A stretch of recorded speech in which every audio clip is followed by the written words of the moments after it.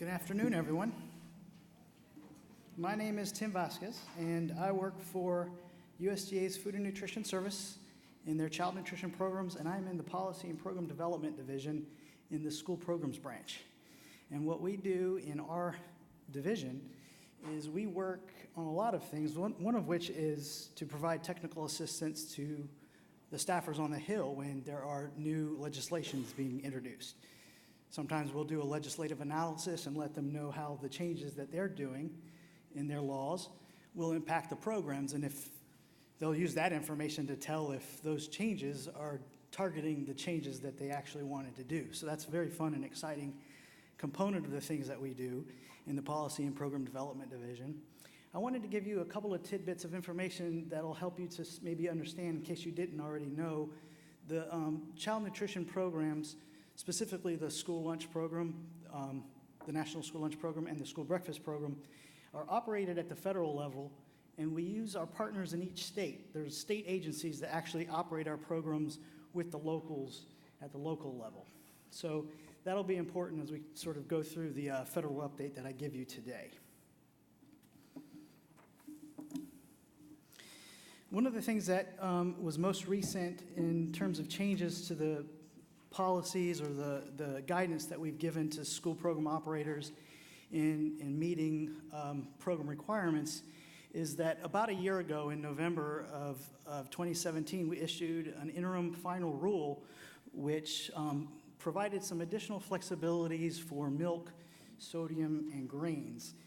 So I wanted to talk with you about those a little bit in more detail today. I wanted to point out, too, that in May of 2017, the Secretary of Agriculture, Secretary Perdue, committed to issuing prompt regulatory action to help program operators who had been experiencing several challenges with the school meal requirements. And this interim final rule is sort of step one in the commitment to making good on making those flexibilities available to program operators. So this is the roadmap for what we'll be discussing here over the next few minutes. I wanted to make sure that I share with you what is in the interim final rule as it relates to whole grains particularly, but there's a couple of other flexibilities that I also wanted to share with you as well. And so we'll talk about what's in that interim final rule, and I want to make sure that I stress that it is what is in this interim final rule is just effective for this current school year, which began in July of this past summer, and it goes for school year 18 and 19 only. So as I said, on May 1st of 2017, USDA committed to school meals proclamation. Secretary Perdue expressed his intent to take regulatory action to address additional challenges related to the milk, the sodium, and the whole grain requirements. So in this interim final rule, we have provided program operators the option to additional flexibilities for these requirements. Local operators know the children in their care and understand the needs and preferences of their communities and their school. So USDA wants to provide program operators the flexibility and support that they need to plan nutritious and appealing meals that encourage student participation and meal consumption. So that is the basis for the changes in what was being provided as a flexibility to school meal programs. So the 2017 Appropriations Act included language that provided flexibilities for milk, whole grains, and sodium for school year 17 and 18 only. That was last school year. So the November 2017 interim final rule codified those flexibilities with some of the modifications that are in the interim final rule and extended them to the current school year, which began this summer on July 1st and goes through the end of the school year, which would end on June 30th of 2019. First, the interim final rule provides operators the option to offer flavored, low-fat, 1% milk in the child nutrition programs. For those of you who aren't aware, the child nutrition programs include not only the National School Lunch Program and the School Breakfast Program, but also the Fresh Fruits and Vegetable Program, the Special Milk Program for children, and the Child and Adult Care Feeding Program. Second, this interim final rule extends the state agency's options to allow individual school food authorities to include grains that are not whole grain rich in the weekly menus offered under the National School Lunch and the School Breakfast Program. And third, it retains the sodium target 1 level and requires no further sodium reduction in order to be considered compliant with federal meal requirements. So these flexibilities provided by this interim final rule became effective, as I said, this past summer and is only good for this school year. Before I go on, I bet you there's at least a few of you who understand what the term, and it's a term that was sort of coined by the Department of Agriculture's Food and Nutrition Service when it comes to meal requirements centering around grains, and that is the term whole grain rich. By a show of hands, is there anyone who is familiar with what that means, whole grain rich? So 4, 5, 6, 7, 8 of you. Is there anyone out there who's willing to, I'll do most of the work up here, but if there's anybody out here who's interested in sharing with the rest of the group a real simple way to identify what whole grain rich means in terms of schools? 50% of the products has to be whole grain, and the other portion has to be enriched if it's not. That's very good. And it's, to be very specific, it is of the grains in the grain product, not by weight of the grain product. So you take the total number of grains in there, and at least half of them have to be whole. And the reason that we had decided to make that sort of the definition of what whole grain rich means is to meet the dietary guidelines recommendation, which is to eat half of your grains as whole. Schools can operate the National School Lunch Program by itself without operating the breakfast program. Likewise, they can operate the breakfast program, although that's not very common, without operating the lunch program. So by making all of the foods that are being offered through these food assistance programs meet that general recommendation from the dietary guidelines, we're sort of just making sure that that's part of what they're doing as they're building menus. Thank you for participating. So real quickly, let's just go into a little detail about what the milk means, what the milk flexibilities means for this school year. Program regulations that were established in 2012 allowed flavoring only in fat-free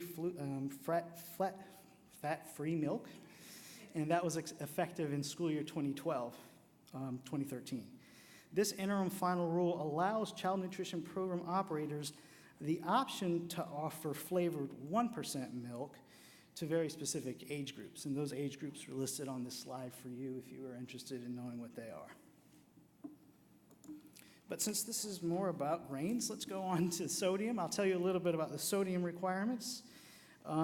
In 2012, the 2012 regulations also required schools to gradually reduce the sodium content of the average weekly school meals offered to each grade group in the National School Lunch Program and the School Breakfast Program by meeting progressively lower sodium targets over a period of 10 years.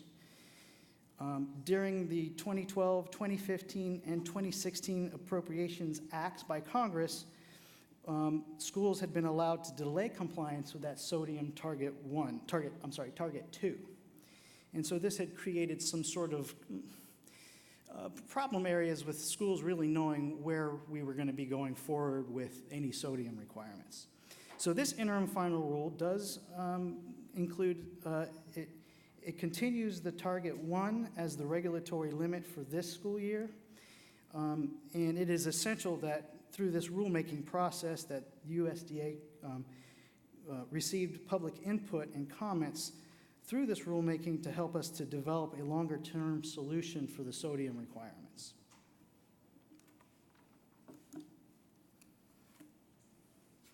All right, let's go into the grains, the flexibilities that are included with the November 30th, 2017 interim final rule.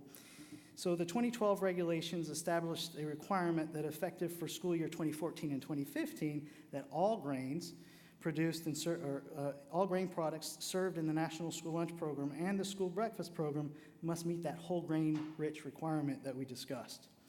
And as we said, that any grains served in the programs must have at least 50% whole grains, and any of the remaining grains in it had to be enriched. So in response to the challenges that were experienced by some of the program operators, USDA took administrative steps. Those steps included allowing enriched pasta exemptions for school years 2014 and 2015, also in 2015 and 2016. Congress also recognized the challenges and expanded the pasta flexibility to include other grain products through appropriations laws in 2015, 2016, and in 2017.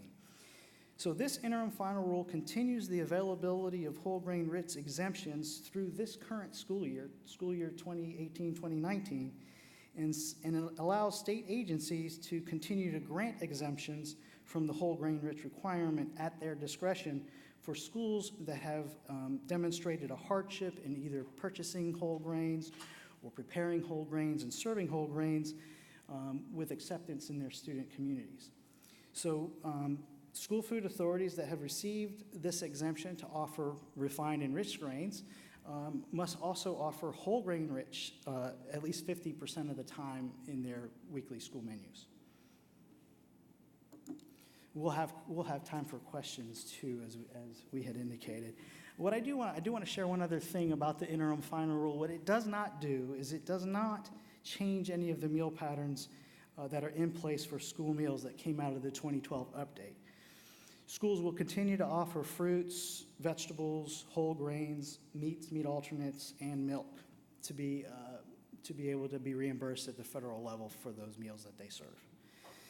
Schools that wish to move forward with reaching those more restrictive sodium targets that are identified by the Target 2 list may do so at their discretion. And again, I want to stress that this interim final rule only applies to this school year. Those public comments that we received through this rulemaking have been very important in helping us to be able to move forward with drafting a final rule that is expected to be published this fall, actually any minute now. It's at the highest level of clearance. Again, this just shows the importance of the public comments that we received.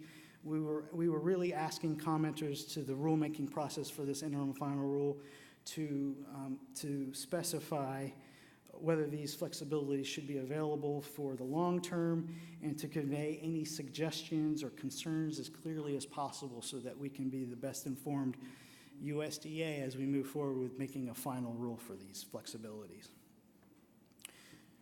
So the last slide is just a couple of USDA resources that we have available to the states and the local program operators that are working to provide wholesome and appealing meals to students. My friend and colleague Sonia is going to go into more details with regard to the other resources that we have for program operators that are planning menus for students